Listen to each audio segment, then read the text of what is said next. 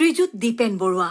কি নাম দি মাতিম তোমাক, নিবিড় গোপন কি যে মায়া, কি নামৰে সোণ পৰশত স্বৰ্ণালী হয় হিয়া।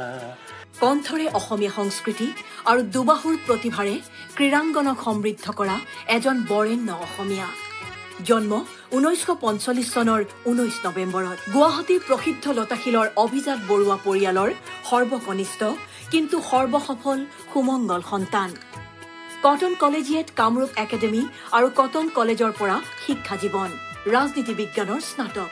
19 বছৰ অনূৰ্ধ্বৰ কোচবিহাৰ ট্ৰফীত অসম ক্ৰিকেট দলৰ অধিনায়ক ৰূপে আত্মপ্ৰকাশ। পূব মণ্ডলক প্ৰতিনিধিত্ব কৰা শ্ৰীযুত দীপেন বৰুৱা অসমৰ অন্যতম সফল ৰঞ্জী খেলুৱৈ। 1968 চনত ডক্টৰ বেজবৰুৱা চলচ্চিত্ৰৰে নেপথ্য কণ্ঠশিল্পী ৰূপে আত্মপ্ৰকাশ। অসমীয়া সংগীতৰ জোনালী জলধাৰা হৈ 50খনৰো অধিক চলচ্চিত্ৰৰ গীতত কণ্ঠদান।